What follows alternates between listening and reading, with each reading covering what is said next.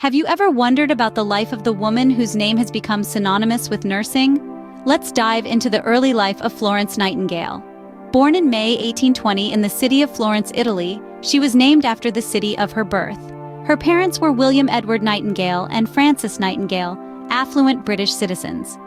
Raised in a time when societal expectations of women were confined to marriage and motherhood, Nightingale's desire to become a nurse was seen as a deviation from the norm. Despite the opposition, she was deeply committed to nursing from an early age, a passion ignited by her experiences in caring for the ill and poor in her local community.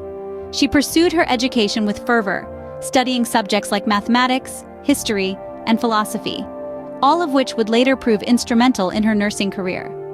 Despite the hurdles, Nightingale was determined to follow her calling, setting the stage for a career that would revolutionize healthcare. Nightingale's most renowned period came during a time of war, earning her the moniker, the Lady with the Lamp.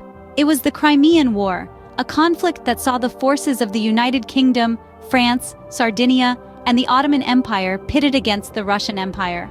Amidst the chaos and bloodshed, Florence Nightingale emerged as a beacon of hope and compassion, a lady with a lamp, tirelessly tending to the wounded soldiers. Nightingale arrived in Scutari, present-day Üsküdar in Turkey, in November of 1854. The military hospitals were in a dire state, with hygiene and sanitation being virtually non-existent. The soldiers, already suffering from their wounds, were falling prey to infectious diseases. The death toll was mounting at an alarming rate. Florence Nightingale, undeterred by the grim circumstances, sprang into action. She rallied her team of 38 volunteer nurses and began the arduous task of cleaning the hospital and improving its sanitary conditions. Nightingale believed that a clean environment was crucial to the recovery of the soldiers, and she was right. Under her diligent supervision, the hospitals were transformed. Cleanliness was prioritized, fresh food and water were made available, and the overall health of the soldiers improved significantly. But Nightingale's work extended beyond the daylight hours. At night, she would walk the dimly lit corridors of the hospital, lamp in hand, checking on the wounded soldiers. Her nightly rounds, her dedicated care, and the comforting glow of her lamp earned her the endearing title of the Lady with the Lamp. It was a symbol of her unwavering commitment to the well-being of the soldiers, a testament to her compassion and dedication. Florence Nightingale's work during the Crimean War was monumental in improving the conditions of military hospitals and setting new standards for patient care. But this was just the beginning. Her work in Crimea was just the beginning of Nightingale's profound impact on healthcare. Nightingale's influence extended far beyond the battlefield, bringing about significant reforms in nursing. Her vision for nursing was not just about caring for the sick, it was about raising standards and professionalizing the role. Nightingale believed in the power of education and training. She was adamant that nursing should be seen as a profession, not just a vocation. In 1860, she founded the Nightingale Training School for Nurses at St. Thomas' Hospital in London. This was a revolutionary step, marking the beginning of professional nursing education. The school offered rigorous training and instilled in its students the values of discipline, dedication, and compassion that Nightingale herself embodied. Her advocacy didn't stop at education. She was instrumental in establishing professional standards and best practices, emphasizing cleanliness, patient care, and continual learning. Nightingale's relentless pursuit of better nursing practices forever changed the landscape of healthcare. These reforms elevated nursing from a lowly job to a respected profession. Nightingale was not only a nurse but also a statistician who used data to improve public health. Strikingly, her innovative mind saw beyond the conventional nursing practices of the time. She recognized the power of numbers, using them as a tool to bring about change and save countless lives. Her statistical prowess came to the fore during the Crimean War. She meticulously collected data on mortality rates and discovered that more soldiers were dying from diseases like cholera and typhus than from battle wounds.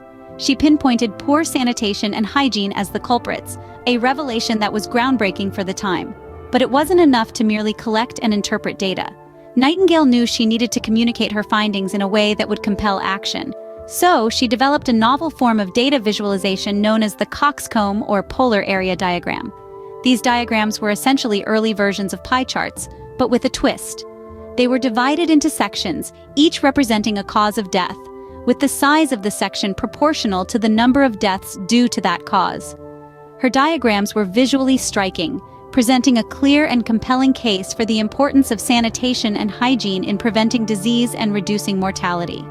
This innovative use of statistical analysis and data visualization was a major factor in the adoption of sanitation reforms in military hospitals, which dramatically reduced the death rate among soldiers. Nightingale's pioneering work in statistics continues to influence public health today. Nightingale's influence reached the highest levels of government, leading to significant healthcare reforms.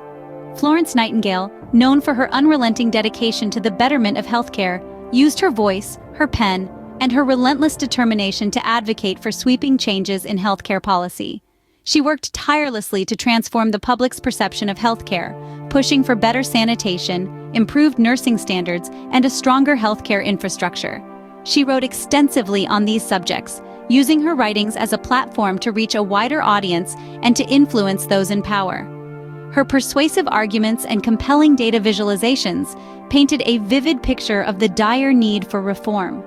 Nightingale also campaigned for the welfare of the marginalized, advocating for better healthcare for the poor, the elderly, and the infirm. She believed that everyone, regardless of their social standing, deserved access to quality healthcare. She used her influence to bring attention to these often overlooked populations, pushing for policies that would improve their healthcare access and quality of life. Her efforts were not in vain. Her advocacy led to significant changes in healthcare policy, with governments taking notice and implementing reforms to improve sanitation, healthcare facilities, and nursing standards. These changes had a profound impact on public health, reducing disease and improving the quality of care. Her work has resulted in lasting changes to healthcare infrastructure and nursing standards.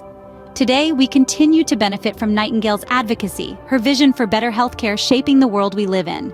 More than a century after her death, Nightingale's legacy continues to shape the field of nursing and healthcare. Florence Nightingale's influence transcends borders, as her innovative methods and compassionate approach to patient care have been embraced worldwide. From the bustling hospitals in New York to the remote clinics in Africa, her principles of cleanliness, organization, and patient advocacy remain foundational in modern nursing. The Nightingale Training School for Nurses at St. Thomas' Hospital in London, which she established in 1860, continues to produce nurses equipped with the skills and knowledge she advocated for. Her teachings have formed the basis of nursing curricula globally, reflecting her enduring impact on the profession. Her advocacy for sanitation and public health has also left an indelible mark. Nightingale's crusade for cleanliness in hospitals led to dramatic reductions in patient mortality during her lifetime, and her principles continue to guide our understanding of infection control today. Florence Nightingale's legacy is also commemorated in various ways around the world. Statues and memorials dedicated to her stand in many countries, serving as a reminder of her invaluable contributions to healthcare. The Florence Nightingale Medal, the highest international distinction a nurse can achieve, honors her memory by recognizing those who follow in her footsteps, demonstrating exceptional courage and devotion to the wounded, sick, and disabled. Every year on May 12th, her birthday, we celebrate International Nurses Day, a testament to her influence and a chance to appreciate the tireless efforts of nurses globally. This day serves as a reminder of Nightingale's vision for a profession that is both an art and a science, one that demands compassion, dedication, and rigorous knowledge.